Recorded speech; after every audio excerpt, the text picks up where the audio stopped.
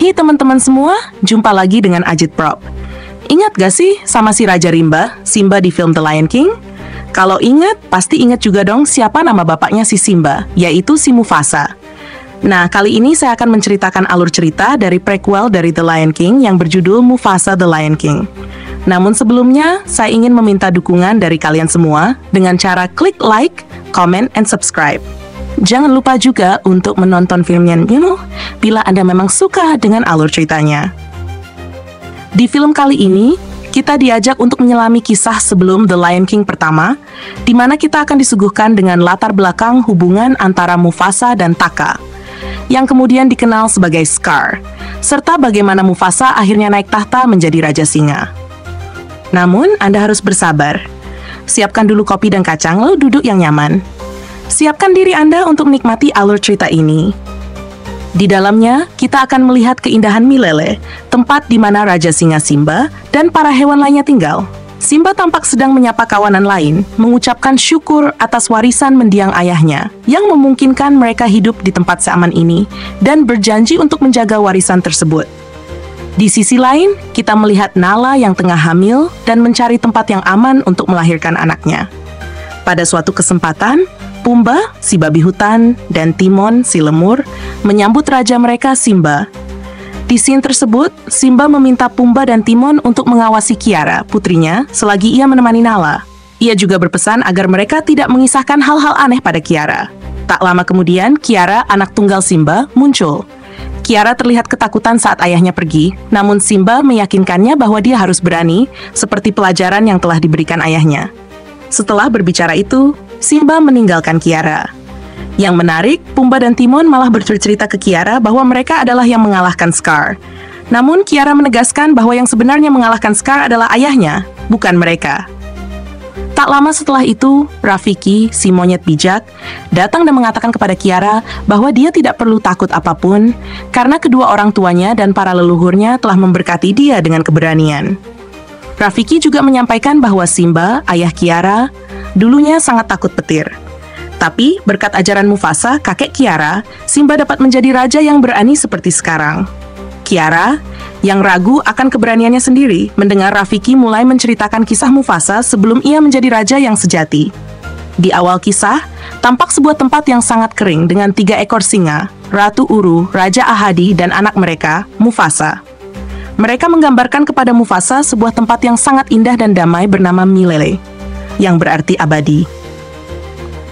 Orang tua Mufasa menjelaskan bahwa suatu hari nanti mereka akan pindah ke sana, tetapi sebelum itu mereka memberikan gambaran kepada Mufasa tentang bagaimana Milele tampaknya. Secara mendadak, hujan turun membawa kegembiraan kepada mereka dan hewan lain karena dataran mereka akhirnya mendapatkan pasokan air. Namun, secara tiba-tiba datanglah banjir besar yang menerjang semua yang ada di depannya, termasuk Mufasa. Sayangnya, dalam peristiwa itu, Mufasa terpisah dari kedua orang tuanya dan terbawa arus jauh. Mufasa yang terbawa arus terus mencari ibu dan ayahnya hingga dia sampai di tempat di mana ada bayi singa lain yang menolongnya dari serangan buaya yang ingin memakannya. Bayi singa itu bernama Taka. Segera setelah itu, ibu Taka yang bernama Esi muncul dan berkata bahwa Mufasa tidak boleh bergabung dengan mereka karena dia berasal dari luar wilayah mereka dan ayah Taka tidak akan menerima kehadirannya. Mufasa menjelaskan bahwa ia terpisah dari orang tuanya, sehingga Esi merasa kasihan dan membawa Mufasa ke kawanan mereka. Ketika tiba di kawanan, ayah Taka, Obashi, menjadi marah karena mereka telah membawa singa liar. Obashi menyatakan bahwa Mufasa harus segera dimakan karena dia bukan dari kelompok mereka. Akan tetapi, Taka membela Mufasa dengan mengatakan bahwa Mufasa adalah singa yang baik. Taka ingin Mufasa menjadi saudaranya lagi. Namun, Obashi berulang kali menegaskan bahwa itu tidak mungkin karena Mufasa dianggap sebagai outsider atau kawanan luar, sehingga dirinya bukan saudara bagi kaum mereka. Di situ, Obashi juga mengatakan arti dari Mufasa yaitu adalah raja, sehingga dirinya tidak bisa bergabung karena tahta Raja Singa akan diberikan kepada Taka. Yang akhirnya, Obashi mengatakan jika Mufasa kalah dengan Taka dalam balap lari, Obashi akan memakan Mufasa sekali gigitan. Di situ, Esi juga mengatakan bahwa jika Mufasa menang, Mufasa bisa tetap tinggal. Walaupun bersama kawanan singa betina, yang pada akhirnya Mufasa bisa mengalahkan Taka. Walaupun di situ terlihat Taka sengaja mengalah kepada Mufasa agar dirinya bisa tinggal bersama dengan Mufasa sebagai saudara. Singkat cerita, mereka berdua tinggal bersama dan tumbuh menjadi dua singa dewasa. Namun di situ, Obasi masih tetap menganggap Mufasa adalah singa liar yang tidak pantas hidup bersama kaumnya. Obasi juga mengatakan Taka akan menjadi raja selanjutnya. Jika dia terus bersama Mufasa, dia akan dikhianati oleh Mufasa. Di situ terlihat Mufasa tinggal bersama kaum betina dan dirawat dengan baik oleh Esi. Esi juga mengajarkan kepada Mufasa insting dari para betina yang bisa merasakan keberadaan sesuatu hal dari jarak jauh, dan Mufasa bisa menguasai itu semua dan merasakan keberadaan keluarganya. Esi mengatakan dia bisa terus cari keluarganya dengan skill yang ia punya itu dan tidak dimiliki oleh pejantan singa lainnya. Itu juga bisa meyakinkan Obasi agar dirinya bisa diterima. Namun di situ, Mufasa mengatakan itu semua percuma, lebih baik dia seperti itu agar dirinya tidak menghalangi Taka yang akan menjadi raja selanjutnya. Di situ, Taka melihatnya dan mengikuti Mufasa dan juga Esi. Taka melihat ada 2 ekor singa putih yang sedang mengawasi Mufasa. Ketika kedua singa itu menyerang, Esi menyuruh Mufasa untuk kabur. Namun dengan beraninya, Mufasa menahan kedua singa itu dan melindungi Esi.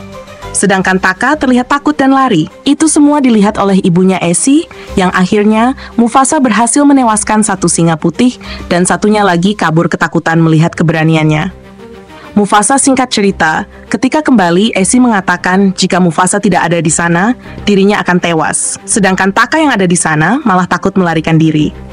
Obasi mendengarnya mulai menerima keberaniannya Mufasa dengan keahlian instingnya. Mufasa mengatakan bahwa kawanan singa putih akan kembali datang untuk menyerang.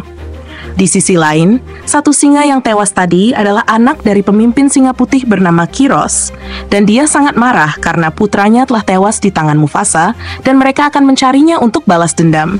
Malam harinya, Obasi menasihati Taka yang merasa takut akibat kejadian tadi. Obasi mengatakan sebagai pewaris Raja Singa harus melawan ketakutan dalam dirinya. Itulah tanggung jawab dari sang raja. Mendengar itu, Taka mengatakan dirinya bukanlah raja, tetapi hanya seekor anak raja. Kemudian datanglah singa lain yang mengatakan bahwa singa putih akan balas dendam dan datang ke sana. Obasi mendengar itu, mengatakan kepada Taka untuk segera pergi bersama Mufasa, karena dirinya adalah satu-satunya pewaris raja, sehingga dirinya tidak boleh tewas dan harus terus bertahan hidup. Pagi harinya, Mufasa dan juga Taka berpamitan dengan ibu mereka Esi untuk mencari jalan menuju tempat bernama Milele. Singkat cerita, akhirnya kawanan singa putih datang dan menyerang kawanan Obasi.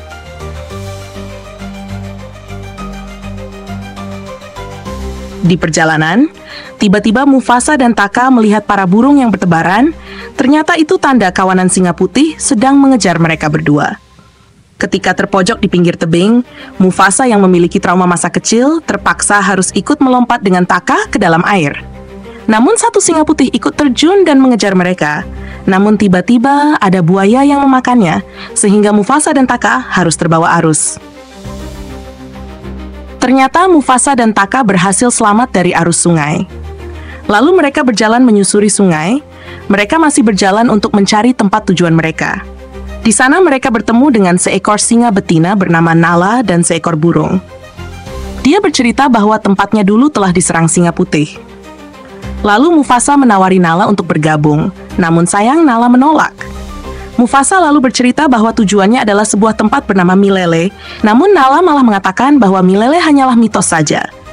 Scene berpindah ke kawanan monyet yang berlari mengejar seekor monyet yang dianggap berbeda, yang bernama Rafiki. Namun ada satu gadis monyet yang membela Rafiki, karena dia dianggap telah banyak berjasa pada dirinya dan kawanan. Saat itulah Rafiki sadar bahwa dia harus segera pergi untuk mencari tahu dari mana dia berasal dan di mana keluarganya. Scene kembali berpindah ketika Rafiki sedang diincar oleh Mufasa dan Taka. Namun Rafiki tetap bersikap biasa saja.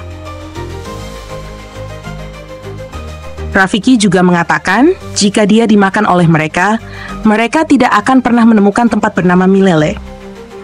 Mendengar itu, Mufasa dan lainnya kaget. Mengapa Rafiki bisa mengetahuinya? Di situ, Rafiki menjelaskan dirinya akan pergi ke sana karena beberapa kali dirinya pernah sampai di sana walaupun itu hanya dalam mimpi.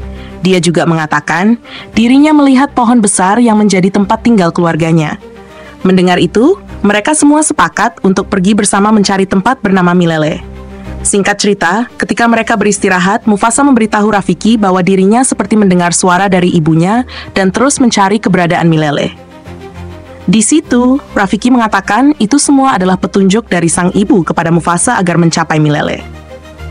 Keesokan paginya, mereka lanjut berjalan hingga sampai di ujung tebing, di mana mereka harus mencapai seberang. Di sini, Rafiki menyerahkan keputusannya kepada Mufasa. Mereka harus lewat jalur atas atau lewat jalur tebing bawah.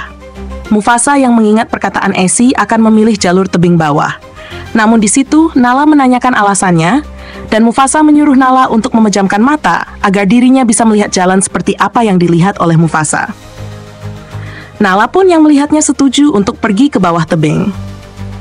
Singkat cerita, ternyata Taka menyukai Nala dan memberitahu Mufasa cara mendekati Nala, dan Mufasa mengajarkannya dengan mengatakan bahwa bau Nala seperti sebuah dog flower. Ketika Taka mengatakan itu kepada Nala, Nala merasa takjub. Taka bisa mencium bau dog flower, yang mana tempat bunga itu berasal dari sangat jauh, sehingga Nala mengira Taka memiliki kemampuan insting seperti Mufasa. Singkat cerita, sesampainya di atas tebing seberang, terdapat kawanan migrasi gajah dibarengi dengan kedatangan dari kawanan singa putih di seberang tebing, yang awalnya mereka mengira tidak bisa mengejar karena berada di seberang. Namun terkejut para singa putih memilih jalan melompat menuju ke seberang karena menjatuhkan sarang lebah. Sebagian kawanan singa putih yang menyerang, tewas, begitu juga Nalani yang pingsan dan diselamatkan oleh Mufasa. Singkat cerita, Rafiki mencoba untuk membangunkan Nala, dan untungnya Nala masih hidup. Di situ, Rafiki juga memberitahu Nala bahwa dirinya diselamatkan oleh salah satu dari kedua singa. Namun di situ, Mufasa yang menyelamatkan Nala malah memberitahu bahwa yang menyelamatkan Nala adalah Taka. Nala pun berterima kasih kepada Taka, dan mereka melanjutkan perjalanan kembali. Sampailah mereka di pegunungan salju di situ. Mufasa menyuruh si burung untuk menghapus semua jejak dari mereka agar para singa putih tidak bisa melacak jejak mereka. Yang mana itu semua berhasil mengecau para kawanan singa putih untuk mengejar mereka. Dan si burung memberikan info tersebut. Setelah itu, Rafiki terpeleset dan dibantu bangun oleh Mufasa dan mengatakan kalimat "I got you", yang mana itu semua membuat Nala tersadar bahwa selama ini yang menolongnya adalah Mufasa, bukannya Taka. Hingga Nala berbicara kepada Mufasa bahwa dirinya lah yang telah menyelamatkan selama ini. Nala juga mengatakan dirinya pantas menjadi seorang raja singa. Singkat cerita, Mufasa dan juga Nala sama-sama meyakinkan diri mereka untuk bersama. Dan itu semua dilihat oleh Taka yang sangat kecewa dengan Mufasa yang telah merebut Nala darinya. Yang tidak sengaja dirinya terjatuh ke bawah tebing, dan dirinya melihat kawanan singa putih di sana karena dendam kepada Mufasa. Dirinya memberanikan diri untuk mendekati kawanan Kiros. Di situ, Mufasa akan membantu Kiros untuk menangkap Mufasa. Di situ, Taka akan membantu Kiros untuk menangkap Mufasa yang telah menewaskan anaknya. Singkat cerita, akhirnya mereka sampai di tempat yang mereka cari, yaitu Milele. Di sana, Rafiki juga akhirnya menemukan pohon besar yang ia lihat di mimpinya yang menandakan ini benar-benar tempat bernama Milele. Di situ, Mufasa mengatakan apakah Rafiki menemukan saudara kembarnya di pohon tersebut. Rafiki menjawab di dalam mimpinya, dia tidak bertemu dengan saudaranya, melainkan bertemu dengan saudara lainnya, yang ternyata itu adalah Mufasa. Singkat cerita, para hewan mendekati Mufasa, dan salah satu berapa mengenali Mufasa karena para kawanan singa putih sedang mengejarnya. Di situ Mufasa berjanji bahwa kawanan singa putih tidak akan pernah ke sini. Namun tiba-tiba dari atas tebing muncullah kawanan singa putih yang dipimpin oleh Kiros. Melihat Mufasa akan melawan Kiros, sementara Nala dan juga Rafiki mencoba meyakinkan kawanan lain untuk membantu. Di atas tebing, Kiros memberitahu kepada Mufasa bahwa Taka telah mengkhianatinya dan berkatnya, Kiros bisa sampai di Milele. Akhirnya mereka berdua bertarung ketika Mufasa berhasil lari dari Kiros. Dia mencoba membujuk semua hewan untuk membantunya. Itu semua dilakukan agar Milele tetap menjadi tempat tinggal mereka dan tidak akan dikuasai oleh para singa putih, yang mana akhirnya mereka setuju dengan Mufasa dan membantu mempertahankan Milele. Singkat cerita, Mufasa yang terjatuh ke dalam tebing bertemu kembali dengan Kiros dan bertarung kembali hingga Mufasa terpojok dan akan diserang oleh Kiros. Namun yang mengejutkannya, Taka mengingat kenangannya bersama Mufasa, menolongnya, Yang mana itulah awal mula Taka mendapatkan tanda scar di matanya. Sementara itu, kerusuhan yang terjadi membuat gemuruh gempa yang mana tebing di atas masa terbelah dan hancur membuat Mufasa dan Kiros tenggelam. Namun di situ, Mufasa berhasil memanfaatkan batu besar yang terjatuh untuk menenggelamkan Kiros.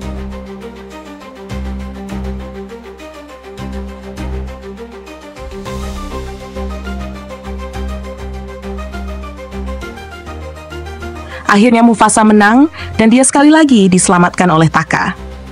Singkat cerita, akhirnya mereka berhasil menang dari kawanan singa putih dan seluruh hewan memberikan hormat kepada Mufasa sebagai Raja Singa yang baru. Di situ juga, Mufasa mencium sesuatu yang ternyata itu adalah bau ibunya yang masih hidup walaupun ayahnya telah tewas karena dulu menyelamatkan Mufasa dari banjir bandar. Kemudian di situ, Taka pun datang menghampiri Mufasa untuk meminta maaf dan meminta satu kesempatan agar dirinya masih bisa bersama Mufasa. Dia juga mengatakan, panggil saja dirinya sebagai Scar, bukan Taka, agar dirinya bisa terus mengingat pengkhianatan yang ia telah lakukan kepada Mufasa. Akhirnya, semua hewan di Milele menobatkan Mufasa sebagai The Lion King yang sesungguhnya. Di akhir film, cerita dari Rafik tentang Mu merubah tekad Kiarani menjadi singa yang lebih berani seperti kakeknya, yaitu Mufasa. Di situ, akhirnya Simba dan Nala kembali bersama anak kedua mereka yang menjadi saudara laki-laki pertamanya Kiara. Demikian tadi alur cerita dari Mufasa The Lion King. Semoga Sobat Agitprop semua merasa terhibur ya. Mohon maaf bila ada kesalahan penyebutan nama, tempat, dan waktu. Saya juga mengingatkan, bila Anda menyukai alur cerita film Mufasa The Lion King, jangan lupa untuk menonton filmnya secara legal. Jumpa lagi pada video berikutnya. Ciao!